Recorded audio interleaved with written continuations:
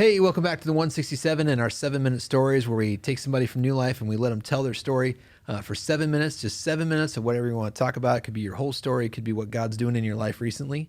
And so I want to introduce my friend John. Hello, hello. So, you got 7 minutes. What are we going to talk about today? We're going to do your whole story. We're just going to do something that God's doing.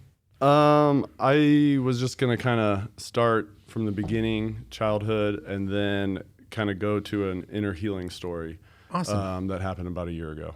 All right, let's do it. Yep. All right, here we go. 7 minutes, go. All right, so I grew up in the area, went to Gardner Edgerton High School.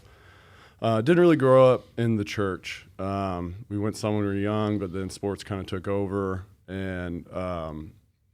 But later on in life, I kind of went to college, dropped out, and I struggled with drug addiction.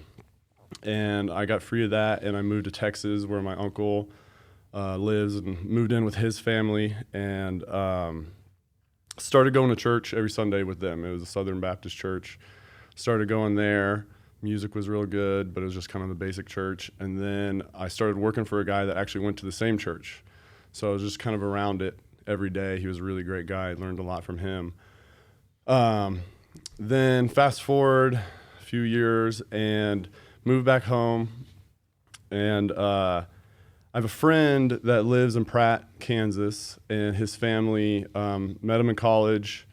I go hang out with him all the time. And his family are very strong Christians. And so every time I was there, it was just, we were talking about Jesus. So it was always in my ear when I was there.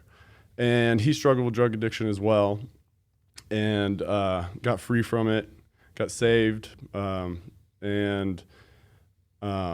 So I go there. It was about a year ago, and there was a Pretty Prairie rodeo. We went Friday night, then Saturday. My buddy, his brothers, and his dad had just a men's session. So it was like later Saturday afternoon.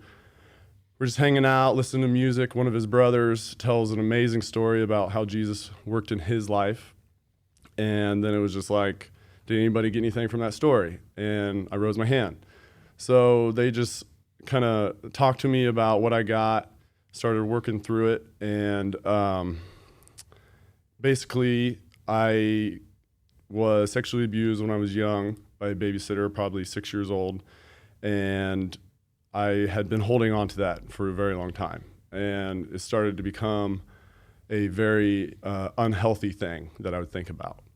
And so they took me through an inner healing session with that and walked me through forgiveness and forgiving her. And for those people that are listening that they don't understand that term inner healing, it's like half counseling, half prayer. Correct. You're really trying to heal these wounds and lead people to forgiveness. Yes. And it's really great because you get a group of people that are around, and I love these guys, this whole family. I've known them very well, and I love them, and I trust them. So it was just like they would ask questions, and I just, we're breaking it down. And so anyway, we walked through this forgiveness, forgiving the babysitter, and it was extremely powerful. I used to just have evil thoughts about her. She had a family, and I just didn't want them to have anything. And after that, it was just complete freedom. Like I don't. Now it's like if I saw her on Facebook or something, it was like, oh, I hope that family's doing well. And just after that, we ended up going to the Pretty Prairie again Saturday night. And I mean, the amount of joy that I had, I cried for the first time after 10 years. I had a friend that died in high school, and I kind of made a vow. I don't ever want to feel like this or cry like that again.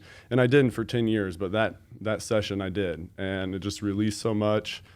And I went to the Pretty Prairie rodeo after that, and I just danced with anybody I could dance with. I wanted to hug everybody. It was just freedom that I had never felt before, and joy. And then